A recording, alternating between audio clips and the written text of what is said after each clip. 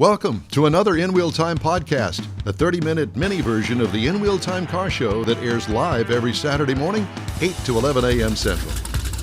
Drinking his coffee. Hello there, it's the In Wheel Time car talk show. This segment, Randy Borcherding from Painthouse and the SEMA Corvette experience.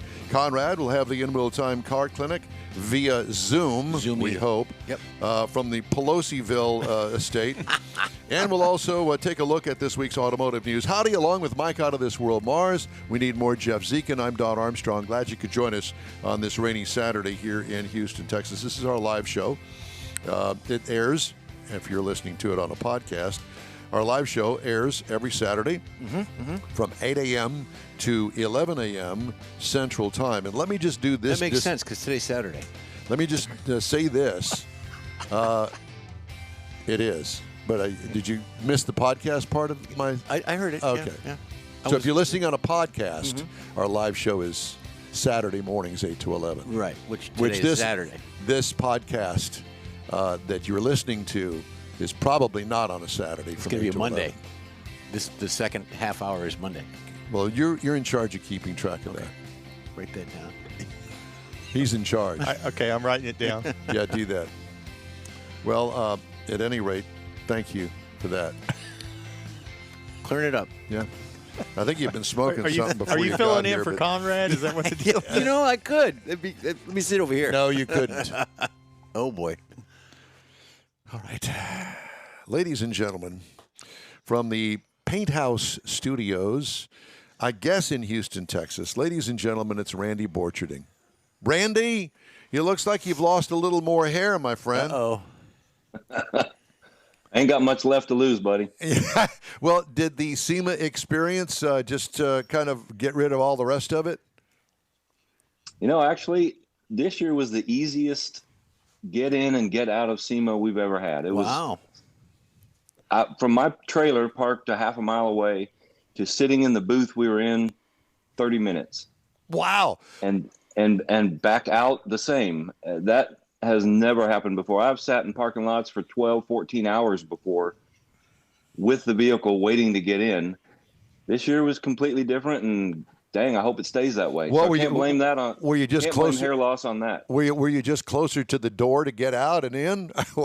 Nope, not at all. It was just a. They streamlined the process. The stars lined up. I just hit the timing right. They made it better. Maybe all of the above, but it was awesome. Well, I will assume that that's the car that you took right there behind you, because you have to remember last time that we spoke, that car was not in that shape. Yeah. In fact, we've taken it back apart just to finish up a few little things, not apart, but a few little things that weren't quite ready for the show, which don't need to be ready for the show, like an alignment and Freon in the system, that kind of stuff. Gotcha. Yeah. Now, that car doesn't belong to you, does it? No, sir. No, it belongs to a local customer. Great guy. This is the one. I don't know if you recall the story. I'm going to flip this around. It had been wrecked. He bought it at Barrett Jackson 2 years ago, I think. As soon as it got home, his first test drive, he wrecked it pretty bad. Oh boy. It probably should have been totaled just based on dollar cost of the repairs, but the insurance company wanted it fixed and felt like it could be fixed, and it is now. But I'm not sure I would have fixed it having known what he brought to me in the beginning. Well, what was damaged on the car? Everything? Well, kind of. The whole front end had to be replaced. The frame was bent and had to be replaced, and it's an aftermarket chassis. The engine had to be taken apart and examined because one of the casting ears was cracked. So I wanted to make sure there was no engine damage. I mean, they had to go all the way in that deep into the car. And with him throwing in some of his money, he got this much better interior. We've upgraded the engine a little.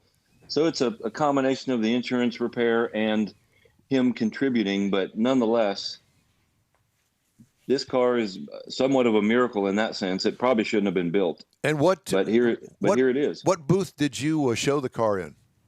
We were in SATA. It's SATA. They're the premier paint gun company in the world, and kind of goes with what we do, obviously. Yeah. And they're a fairly high profile spot. We got a lot of traffic and a lot of photographs taken and publicity, and that's what it's all about. Now, is that Randy Apple Red? This is called Viking Blood. I knew there was something about Viking Blood.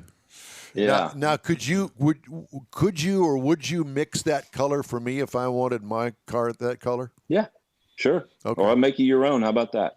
But yes, or that. We'll do it blue and call it Smurf Blood. That's perfect. What motor does that car have in it? It is the LS7, which would have normally been a dry sump engine. We removed the dry sump system. It was kind of unnecessary for this thing, and it was a packaging problem in the engine bay. So we had it converted to a wet sump, traditional oil pan. Mm-hmm. How difficult was that to make the conversion? We didn't do it in-house. A local company, LME, which is Late Model Engines, did it for us. They're really good with these modern powertrains and making them drivable. But if you want a 3,000 horsepower top speed, Texas mile car, they'll do that too. Man, this clearly is not that. Do you know what kind of horsepower this one has? I'd say 550 maybe. Okay. It's just maybe 600. It's a nice driver. We didn't reinvent the wheel with this engine or this car for that matter. Did you put an automatic transmission in it? No, sir. It's a 5-speed Tremec. Okay. So you get to shift gears as you would expect. Right. A local Texas upholstery shop did the interior for us. So, for example, all of this back here is 3D printed. Wow, you're kidding. Yeah, exactly. It's got the sound system packaged in there. The dash, the AC vent right there. Yeah. Came out of a '69 Camaro. These cars didn't have a vent dash like that. That's true. They didn't. That was just blank. It has right there is a mag, one of the MagSafe phone chargers. So you just very cool. Set your phone in there. You can look at your Google Maps or play your music through the sound system, whatever you want. So Sweet. It's a nice blend of old technology or new technology and old styling. What do you call the color of the interior, Randy, and why did you select that? Well, not to be sarcastic, it's brown. I don't know what the name of the leather is, okay. But we just chose it based on the paint color. And when you see it in person, you can't tell in this video, but in person, it's got some reddish tones in it that complement the red. So it was just a good match. You just pull out the samples and find the ones that look best. Interesting. And it's got an interesting little pattern insert material. Yeah, I see that. Gives a little contrast, kind of retro. Kind of reminds me of my grandmother's sofa back in the day. Oh yeah. Exactly. So in the booth, I was going to say, the booth, did you win any awards with it when it was in your booth? No, was it being judged? Not this year. This year we didn't. One of the requests that the booth company we were with, SATA, had was that the car in their booth would not be entered in the Battle of the Builders, which is fine. I'm not certain this thing would have. This is not a revolutionary car. So would it have done well in the Battle of Builders? Maybe, maybe not. But it was also fun to park it in the booth and go enjoy SEMA, which I don't often get to do. What did you take away from SEMA this year? Other than freebie giveaways, I'm not referring to that. Just as far as state of the art stuff, where is the custom car industry going? Well, the electric thing is certainly there. As your previous guest said, it's coming, and his enthusiasm is interesting. I don't know that I share his optimism, quite honestly, but it's coming, and the performance can't be denied. So there were a lot of vehicles electric and a lot of older vehicles converted to electric, and it's interesting to see a 55 Chevy truck. You open the hood, and the engine bay is quite honestly empty. And way down on the cross member is an electric motor tied to a transmission that, an automatic or even a manual these days, where you can shift gears and have an electric motor. Oh, wow. I don't know why you'd want to do that, but okay. I guess for the experience, perhaps. Something else that kind of made me giggle, I think, is that there's a company making a sound system that you can put under like the rear bumper of your EV and create car sounds.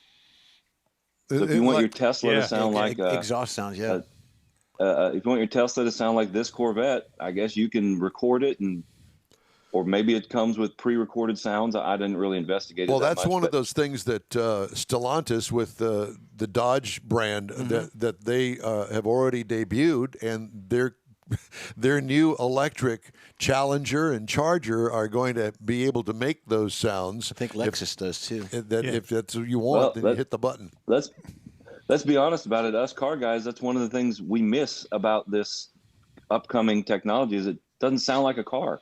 Right. Yeah, that's a big part of it. It's kind of like the new tires that don't squeal when you spin them. Back in the day, they would squeal. Now they just spin. And it's like, what? Yeah, and smoke. Yeah. One of the other things that was just odd was that Ford wasn't there, GM wasn't there, Honda wasn't there, so a lot of the major players weren't there. Why not? Why weren't they there? I don't have a clear-cut answer. My guess is, I hate to put it this way, but they don't really have anything to sell that we can get our hands on right away. Well, wait a minute. I think, is it Chrysler that has Ford? I know. Chrysler was there. Chrysler was there? Well, I know that Ford has an electric motor package that they're selling over the counter.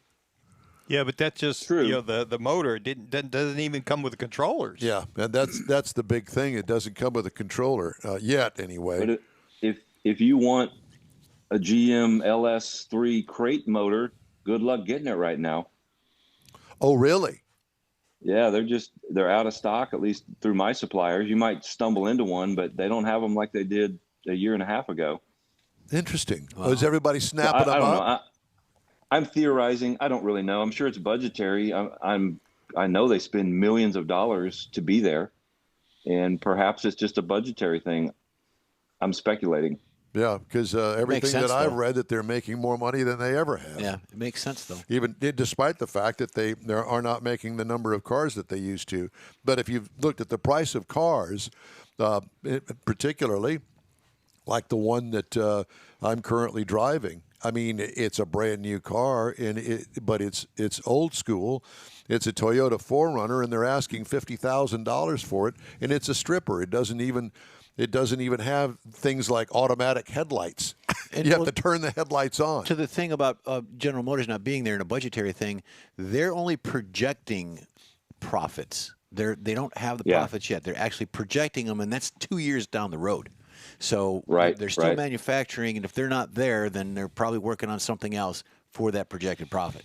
I think it boils down to money they were going to have to spend, products they don't have in warehouses to sell at the moment, and bringing in vehicles that, quite honestly, 100,000 hot rodders don't really want. There's a point. Exactly. Yep. So was every square inch of Las Vegas Convention Center filled to capacity as it usually is? I'd say so. I mean, they have to stretch a few things out to fill space, but it was quite a bit busier than last year. I think international travel had a lot to do with that. It's a significant percentage. I don't know the number, but there's a lot of foreigners that come to SEMA, and last year they couldn't. So this year, the people count was up, I'm sure. Yeah. And so let's just shift gears here with you and Painthouse. Now that you've got that car pretty much finished, what's on the agenda for you? Well, I'll flip this around again and show you real quick. Here we go. So we still got this Cougar we're buttoning up. Oh, nice. Look at that. 70 Cougar. It's got the 4.6 Terminator motor. Came in the 04 Cobra Mustangs. It's not the current Coyote drivetrain, but it's interesting, makes a lot of power, and it looks pretty cool in the engine bay. Yeah.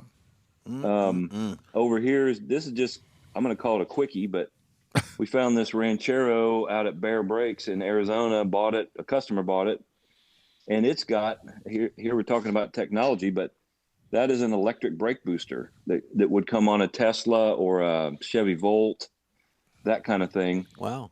So we're now, and as I understand it, this is our first use of it, but I'm told it just makes for spectacular braking performance. That's a hybrid. Where a lot of these hot rods don't have great brakes.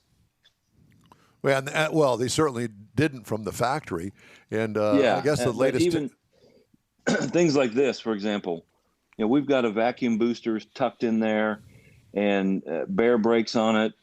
It'll be okay. But if you want to run manual brakes, which a lot of these hot rods do, you just don't get the braking performance and that positive pedal feel that you get out of good power brakes and that we're all used to. Right. Yeah. So you get in one of these after you've been driving your F350 dually that stops on a dime like a race car did 30 years ago, and the brakes don't feel as nice, and they should. Yeah. So these electric brakes, I'm told, will remedy that, and I'm anxious to find out. Yeah, you have to let us know how that goes. So the Corvette that was wrecked, did it have the old brakes on it, or that could be a reason why it was crashed? It has a system called Hydro Boost, which uses the power steering pump to provide the braking assist. Right. It's all tucked up in the fender over there, and it has fantastic brakes. So Hydro Boost works. In fact, at times it can work too well. It can provide a very sensitive pedal if you haven't set it up properly. And I wonder if that wasn't part of why this car had a wreck, is that the brakes are very responsive. And perhaps he accelerated and then tapped the brakes and wasn't expecting what happened, and then it just went out of control. Again, speculating, but it's possible. So do you have any other? This one is a different system altogether. Do you have people waiting outside the garage door to get in to the Painthouse massage parlor over there? Because that's what you guys do to these cars. I mean, you massage them to these incredible beauties out there. We do have folks that are wanting to bring projects in. As you can tell by me walking around, we don't have a lot of room. This is my house garage, which is also part of our workspace. The building is across the yard, 100 yards away. Yeah. So we're packed, and that's a good thing. It is a good thing. How's Jen? She's awesome. She went out to find breakfast. I told her I couldn't go, so I hope she brings me something. She may or may not. Depends on if she likes me today. Yeah, exactly. Well, it's great to talk to you as always, and congratulations on another beautiful build there. So when are you going to have that thing out of the garage? Next week? Not that quick. A couple weeks. Yeah. Gotcha. Yeah. And time for the customer to come drive it for the second time and keep it between the curbs. Yeah. No doubt. Randy, it's great talking to you. If anybody ever is interested in a paint job, he's the guy to go to. It's not just a paint job. No, it's not. It's more than that. But it's Painthouse. That's the name of the company, and Randy does such a great job, and award-winning paint jobs, and obviously customization and all the other things that go along with top-end cars. Randy, again, thank you very much, and we hope to talk to you again soon. Happy Thanksgiving. Thanks, fellas. Have a good day. You do the same. Thanks, sir. We'd love to hear from you. Just shoot us an email. The address here is info@inwheeltime.com. Is Conrad with us? No, sir. Okay. So we're not going to do his car clinic. I know that you just forgot to tell me that, right? He doesn't even answer anymore. We're not going to do the car clinic. Okay. Oh, I just heard it. I'll tell you. Speaking of which, why don't you, Jeff, if you don't mind, let's do the one-hit muscle car wonders. I'm going to try to do the video and talk at the same time. You know, it's kind of like playing the drums and singing. You do that all the time. I don't sing. Yeah, use your foot for the video, and then use your... Yeah, it's a good point. There's nothing down there. Anyways, this is what we got. These are one-hit wonders. 1-year production cars is what they are. So the automobile industry, every year, new technologies, new regulations, things change, and it's a matter of what they want to do and how they want to do it. So the first one we have is a Chevrolet Chevelle, and this rascal is a Z16. Obviously, Chevrolet no longer makes the Chevelle. In its heyday, the Chevelle was the proper American muscle car. In 1965, it was responsible for releasing the Z16. Powering the Chevelle is a 396 horsepower V8 engine. Along with the engine, you get a 4-speed gearbox. That'd be nice. Was it a 396 motor? It's 396 horsepower.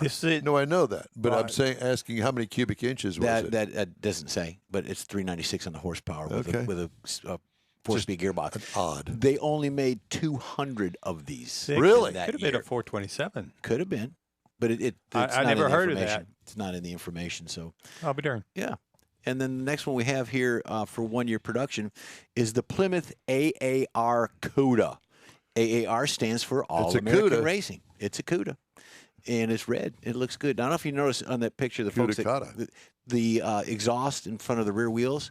I had that exhaust on my Nova. You did? I did. Did you put it on there? Did you have it put on? I had it put on. I put the headers on myself and had the exhaust put on, but that was very cool. And the AAR translates into, it was a Trans Am Championship, and it was for the All-American Racing, and that's how they got that the moniker, the nomenclature for it. The car had a 340 horsepower V8, a brilliant package design with the color on it. And in terms of the numbers, they made 2,724 of these in that year. So that was pretty cool. It made a little bit more than the Chevelle, obviously. But 1 year. Yeah, 1 year run. If I flip my page. So the next one is a Ford Mustang Boss 351. Now, this is like the epitome. Cleveland. The big daddy of them all. The Boss 351. It's one of the rarest production models that they made. The graphics package is iconic to the Mustang for Ford Motor Company. They fine-tuned a regular engine to produce 330 horsepower that year, and it's one of the most sought-after collector vehicles. They only made 1,800 of these, which I thought was very, very cool. What year is it? It doesn't say the year, but it was a 1 year production run. It looks like 68, like 69. It reminds me of a Javelin. Does it? Well, a little. Yeah, maybe, kind of, sort of. But it's moving on to the Chevrolet Corvette Stingray Z06. Now, back in the day, the Z06, it was a package during the first generation of the Stingray. It's a rarity. There's not many out there. The number of differences from the original, the car was lighter back then. It was sturdier. It had a better suspension and a more robust engine for that year. Matter of fact, one of my magazines has a 63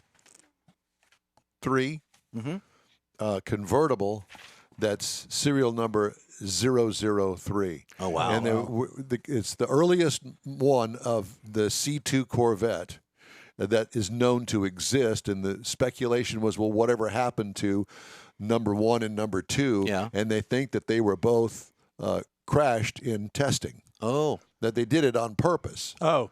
Wow. Because back then, they didn't have pre-production cars.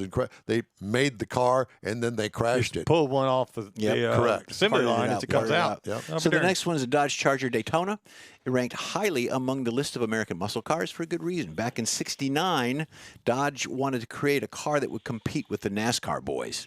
So the Dodge, the Charger Daytona was the result. This car there. Brilliant looking vehicle, and if you're trying to get your hands on one, good luck, because there aren't very many around anymore. And the next one we have is a Shelby GT500 KR. KR, Mike, stands for King of the Road, not Conrad. So just make sure you know that. Conrad, I like it. So Carroll Shelby was the one that had the special project for the KR, powered by a 428 Cobra Jet engine, which produced 400 horsepower. Not only was the KR powerful, but it was also full of luxury designs on the interior. And the last one for my friend Conrad DeLong. Here you go, buddy. It's an Oldsmobile Rally 350. If you're listening, Conrad owns this vehicle. Not this particular one, but he owns one. The 70s were not an excellent time for the muscle cars. New regulations coming out limited the automobile manufacturers. The Rally 350 was Oldsmobile's attempt to get around some of these regulations. In the single year of production, Conrad, they only made 3,547 of the vehicles, and it was a small block V8 producing 310 horses. Okay. Yeah. Ta-da. Thank you so much. You bet. Big story this week is, Jay Leno suffering burns in his garage. Yeah. Longtime auto enthusiast taken to Grossman Burn Center after his face was burned in his Los Angeles garage when one of his cars burst into flames. It happened to have been a white steam car. Now, the car was not white. That was the name of the car. The brand, right. The brand was white. Left side of former Tonight Show host's face was burned, but Leno's eye and ear were not severely damaged. Leno confirmed in a statement, I got some serious burns from a gasoline fire. I'm okay. Just need a week or two to get back on my feet. It's going to be longer than that. From the latest that I read and saw in the news just recently, that it's going to take him a while. He has undergone surgery once. That was confirmed, and the doctor said that he's going to have to go through another surgery, skin grafts and stuff like that. His friend Jeff Allen, Tim Allen, I'm sorry, was there to visit him in the hospital, and there was like a pseudo photo. His arms are bandaged. He was in like one of those hyperbaric chambers for the skin. Yeah. So God bless him. Good luck. Yeah, exactly. Because love his show. Oh. And personally, I would rather see him on his own show like this with the cars than on the Tonight Show. I mean, I was a fan of the Tonight Show, but got over almost 200 cars in his collection. Yeah. Various steams and electric and all that. Yeah, everything. And he's even got a Corvette in his collection. God, that's pretty cool. That was a Yenko Stinger. Yep. Corvette, and he's got one, and he likes the car. You had a stinker. I had a stinker. Yes, I did. It looked good, but it was a stinker. There's no doubt about that. Hey, we'd love to hear from you, and all you got to do is send us an email, info@inwheeltime.com, and you can make fun of us and tell us how bad it all is for you, and just give us a hard time in general. Yeah, and to point out, if somebody wants to know about something like what I do on the One Year Wonders, send me some information. I'll look it up and we'll discuss it. Very good. All right. Time now for a quick break. We'll be back. You're on the In Wheel Time Car Talk Show. Thanks for joining us this morning. Starting to work on your Christmas calendar? Be sure to add the next Tailpipes and Tacos Cruise-In Saturday, December 17th. You'll want to attend Tailpipes and Tacos Christmas Edition at the Loopy Tortilla in Katy, 8 to 11 a.m. It's the only place cruisers compete for Loopy's Chili Pepper trophies and other prizes. There's no charge to enter your vehicle for Best Hot Rod, Best Classic, or Best Modern Classic. Tailpipes and Tacos is Houston's coolest and most unique cruise-in and is your opportunity to see the best hot rods, show cars, classics, and resto mods. And get Loopy Tortilla breakfast tacos with adult beverages. There's no entry fee, and cars will automatically compete for those much sought-after custom Loopy trophies and other prizes. It happens at the Loopy Tortilla Tex-Mex in Katy on the Grand Parkway at Kingsland Boulevard, just south of I-10. It's the Tailpipes and Tacos Christmas Edition, Saturday, December 17th. The In Wheel Time Car Talk Show will be there too. Celebrate the Christmas season with friends and family at Tailpipes and Tacos. Saturday morning, December 17th, 8 to 11. We'll see you then, weather permitting. Hey, Houston, America's greatest hot rod tradition is back. Thanksgiving weekend. The O'Reilly Auto Parts Autorama at the George R. Brown Convention Center. 4 action-packed days of hot rods, customs, classics, trucks, performance cars, and live music. Do not miss the Ultimate Lowrider Showcase, sponsored by Shorty's Hydraulics and the Traditional Rod Garage. Saturday only, it's the Tuner Galleria with 250 imports, JDM, and luxury cars, plus music and models. On the celebrity stage, presented by Nick's Auto Repair and Classic Car Restoration, meet Bad Chad and wife Jolene from Bad Chad Customs on Friday. Saturday, it's Dave Kindig from TV's Bitch and Rise. Sunday, it's Danny Coker and Kevin Mack from TV's Counting Cars. Shop the swap meet and women's world all weekend. The O'Reilly Auto Parts Autorama. November 25th to 28th at the George R. Brown Convention Center. Discount tickets at O'Reilly Auto Parts. Part of the Summer Racing Equipment Show Car Series. See Autorama.com for more info. The In Wheel Time Car Talk Show is now part of the iHeart family. Now you'll have access to 24/7 Car Talk anytime you need a fix. Just download the iHeart Radio app and ask for In Wheel Time Car Talk, and there we are. Be sure to save us in your iHeart library for instant access. No matter where you are, you have the best Car Talk Show right on your PC, laptop, or mobile device and never have to worry about finding us again. Of course, you can always get access to our video and audio streams via InWheelTime.com and your favorite podcast channel, and all of this is free to you. From the iHeart Radio app, you'll not only hear our Saturday morning live show, but the best shows of the past, updated weekly. Never miss a minute of up-to-date new car reviews, pre-owned reviews, Conrad's Car Clinic, informative interviews, automotive news, and the most fun car talk show on the planet. Just download the iHeart Radio app, search for In Real Time Car Talk, save it to your library, and with a tap of the icon, you'll be in touch with your favorite Car Talk team. In Real Time Car Talk, streaming now on iHeart.com/InRealTimeCarTalk.